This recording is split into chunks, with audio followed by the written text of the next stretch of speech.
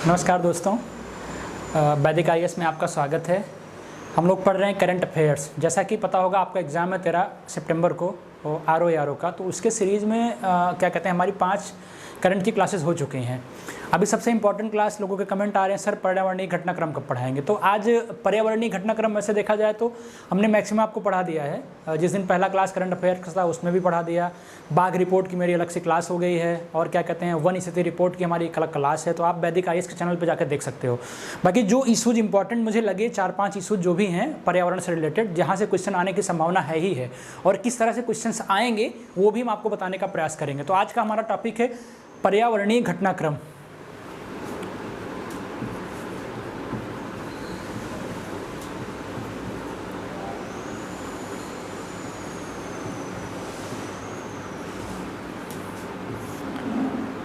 पर्यावरणीय घटनाक्रम मतलब करंट अफेयर्स के से रिलेटेड, एनवायरनमेंट से, ठीक है।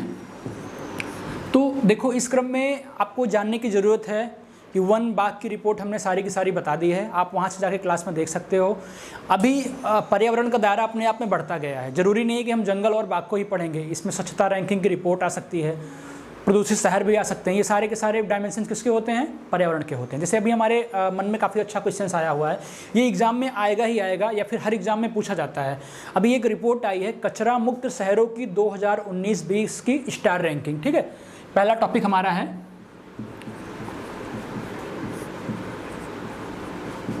कचरा मुक्त शहरों की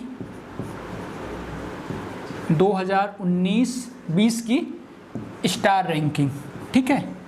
तो सबसे पहले ये जान लो रैंकिंग किस मामले में दी गई है। रैंकिंग देखो फर्स्ट 1 स्टार में दी गई है, 3 स्टार में दी गई है और 5 स्टार में दी गई है, याद रखना। और पहले दिमाग से निकाल दो कि 5 और 3 स्टार में आपके यूपी के कोई राज्य नहीं है और फर्स्ट में जो राज्य है वो कौन सा है?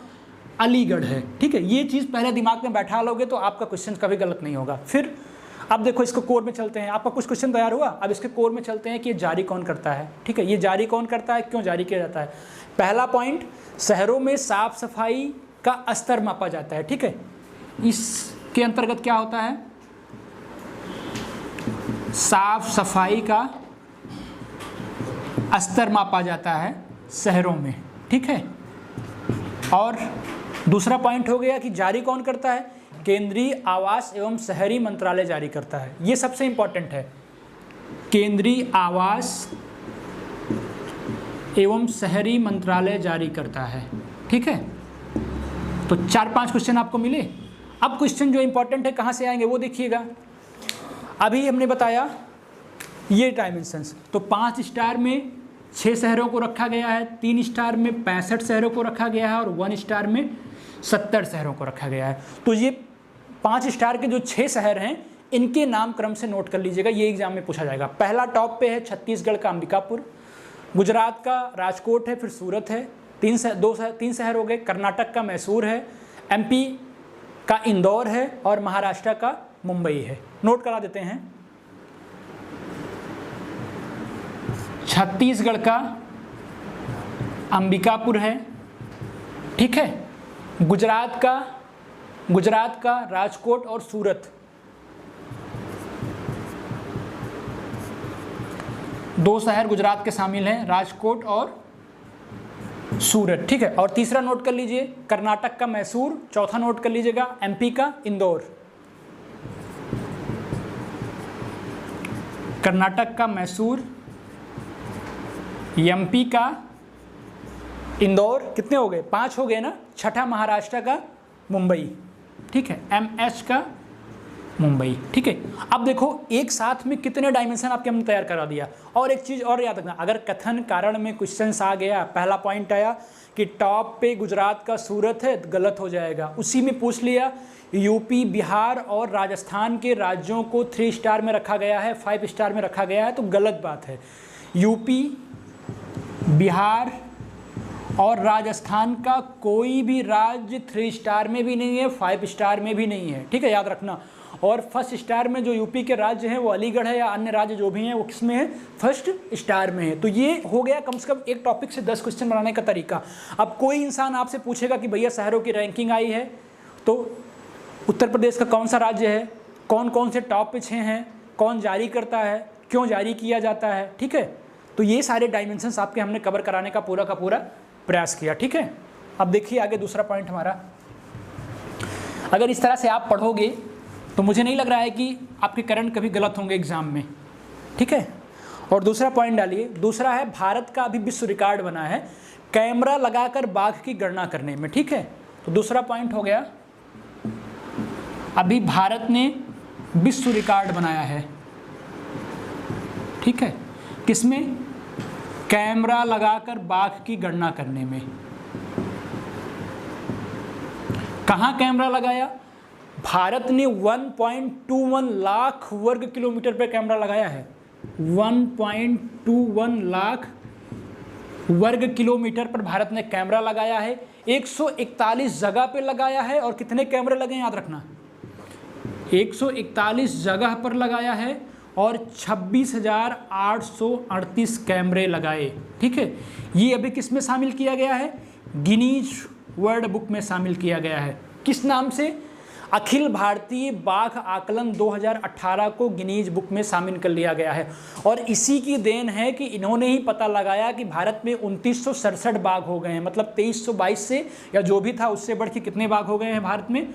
2967 बाघ हो गए हैं। अब दिमाग क्लियर हुआ? 4-5 डाटा आपको मिला, ऐसे पढ़ा जाता है, ठीक है। देखिए हमारा तीसरा इशू क्या है, हमने कुछ किया नहीं है, हमने 4-5 करंट की मैगजीन उठाई और उसको एक जगह से डाटा कलेक्ट कर लिया कि आपको तरह तरह की मैगजीन पढ़ने की ज़रूरत ना पड़े और डेली का डेली अपडेट देने का प्रयास करें कि आप भटकते रहते हो, सर ये मैगजीन पढ़ें, वो मैगजीन पढ़ें। हमारा उद्देश्य है कि आप सिर्फ एक ही मैगजीन, मेरी क्लास से सारी मैगजीन आपको एक जगह एक साथ मिल जाए, ठीक है। अब देखिए, अभी चंबल अभ्यारण्य को ESZ घोषित किया गया है, ठीक है। तीसरा इशू हमारा है, अभी चंबल अभ्यारण्य को ESZ मतलब इकोलॉजिकल सेंसिटिव जोन घोषित किया गया है। इकोलॉजिकल सेंसिटिव जोन घोषित किया गया है। अब क्वेश्चन बनेगा किससे? पूछ सकता है हाल ही में किस अभ्यारण्य को ESZ घोषित किया गया? चंबल। लेकिन चंबल की अपनी और भी प्रासंगिकता है, उसको आपको देखने की जरूरत है। जारी कौन करता है? केंद्र सरकार जारी करता है। सबसे इंपॉर्टेंट क्या है? यह डॉल्फिन और लुप्तप्राय घड़ियाल के लिए प्रसिद्ध है। ये क्वेश्चन पूछेगा, PCS पूछेगा, या फिर असर्शन रीजन में कथन कारण में इस तरह के क्वेश्चन आएगा। यह डॉल्फिन और लुप्तप्राय घड़ियाल के लिए प्रसिद्ध है, ठीक है। सबसे इंपॉर्टेंट क्वेश्चन वन लाइनर में बन सकता है कि डॉल्फिन का घर कहा जाता है, इस अभ्यारण्य को डॉल्फिन का घर कहा जाता है, हाउस ऑफ डॉल्फिन। और एक चीज़ पूछ सकता है कि चंबल अभ्यारण्य को राष्ट्रीय अभ्यारण्य कब माना गया? 1979 को, ये फैक्ट याद रखना, 1979 को इसे राष्ट्रीय अभ्यारण्य घोषित किया गया, ठीक है। देखो हुआ ना, 3 इशू से मुझे लग रहा है 15 से 20 क्वेश्चन आपको तैयार करने का प्रयास किया। तो इस तरह से डाटाज को कलेक्ट करिए और पढ़ने का प्रयास करिए। देखिए वादा करते हैं आपके कभी कोई क्वेश्चन गलत नहीं होंगे। देखिए अब अगला हमारा इशू देखिए, 4 नंबर पे है कि अभी विश्व जल विकास रिपोर्ट 2020 आई है, तो जो जलवायु परिवर्तन के आधार पे आंकड़ों को एकत्रित करती है, ठीक है। तो उन्होंने क्या कहा, देखिए, विश्व जल रिपोर्ट 2020 आई है, ठीक है। ये जलवायु परिवर्तन पर आधारित आंकड़ों को इकट्ठा करता है कि जलवायु परिवर्तन से क्या असर पड़ रहा है, ठीक है। जलवायु परिवर्तन से क्या असर पड़ रहा है, मतलब जैसे ग्लेशियर पिघल रहे हैं, अगर ग्लेशियर पिघल रहे हैं तो क्या हुआ? तराई क्षेत्र में जो लोग रह रहे हैं उनको पानी पीने की समस्या होगी, ठीक है। अगर पानी गर्म हो रहा है, टेम्परेचर अधिक हो रहा है, ग्लोबल वार्मिंग हो रही, तो पानी की गुणवत्ता में कमी आ रही है, ठीक है। तो ये इस बेस पे काम करता है कि पानी की गुणवत्ता में कमी आ रही है। तो इन्होंने कहा क्या? इन्होंने कहा कि वर्तमान में दुनिया की 2.2 मिलियन आबादी स्वच्छ पानी नहीं पा रही है। ये डाटा याद रखना, वर्तमान में दुनिया की 2.2 मिलियन आबादी ठीक है, स्वच्छ पानी नहीं पा रही है, और 50% से अधिक मतलब 55% स्वच्छ पानी दुनिया के 4.2 मिलियन लोग नहीं पा रहे हैं। ये डाटा में लिखा हुआ है, ठीक है। तो इसको अच्छे से जाके देख लेना, या फिर इतना आपके ज्ञान के लिए बहुत ज़रूरी है, बस इतना ही पर्याप्त है। अब देखिए आगे घटना क्या है, हमारी 5वीं घटना। अभी हाल ही में अंटार्कटिका में सूक्ष्म जीवों के अंदर माइक्रोप्लास्टिक मिला है। सोचो, अंटार्कटिका में, ठीक है, सूक्ष्म जीवों में माइक्रोप्लास्टिक मिला है। पूछ सकता है डायरेक्ट क्वेश्चन कि कहाँ के जीवों में माइक्रोप्लास्टिक मिला है? जो जीव मिट्टी में रहते हैं वहाँ पे माइक्रोप्लास्टिक मिला है। तो ये इकोसिस्टम में बदलाव का बहुत बड़ा संकेत है कि ध्रुवीय इकोसिस्टम में दबाव बनता जा रहा है, वहाँ के जीव जंतुओं को हानियाँ पहुँचेगी, नुकसान बनेगा, और ध्रुवीय इकोसिस्टम और दबाव महसूस करेगा। इससे क्या होगा, समस्या उत्पन्न होगी। तो इतना आप देख के जाना, ठीक है। देखिए हमारा अगला इशू इंपॉर्टेंट है, इसलिए इंपॉर्टेंट है कि क्या कहते हैं, हमेशा क्वेश्चंस में एग्जाम में आता रहता है, इस बार भी संभावित है आएगा ही आएगा। तो वर्ल्ड एयर क्वालिटी रिपोर्ट जो आती है 2019 की, उसके बारे में बता रहे हैं आपको। वर्ल्ड एयर क्वालिटी रिपोर्ट 2019 की। देखिए इसमें क्या कहा गया। सबसे पहले पूछता है आईएएस का क्वेश्चन यूपीएससी का कि कौन सी संस्था इसको जारी करती है। तो 2 संस्थाएं मिलकर इसको जारी करती हैं, एक तो ग्रीन पीस, दूसरा पॉल्यूशन ट्रैक IQ एयर जारी करता है। देखना, ध्यान देना, पहला ग्रीन पीस, दूसरा पॉल्यूशन ट्रैकर IQ एयर, ये दोनों मिलके इस रिपोर्ट को जारी करते हैं, ठीक है। तो होता क्या है, इससे पता क्या लगाते हैं, हवा की गुणवत्ता के बारे में पता लगाते हैं, ठीक है, कि भारत में हवा की गुणवत्ता कैसी है। तो भारत में हवा की गुणवत्ता अच्छी नहीं है। कहा जाए कि भारत में हवा की गुणवत्ता के मामले में भारत नीचे से 5वें स्थान पे आता है, या ये कह सकते हो कि प्रदूषित शहरों में टॉप से भारत का 5वां स्थान है। ध्यान देना, प्रदूषण के मामले में टॉप से भारत का 5वां स्थान है, ठीक है। ये हमेशा याद रखना, टॉप पे भारत का 5वां स्थान है। पहले पे कौन है, गिना देना उंगलियों पे। पहले पे बांग्लादेश है, दूसरे पे पाकिस्तान है, तीसरे पे मंगोलिया है, चौथे पे अफगानिस्तान है, 5वें पे क्या है, भारत है, ठीक है।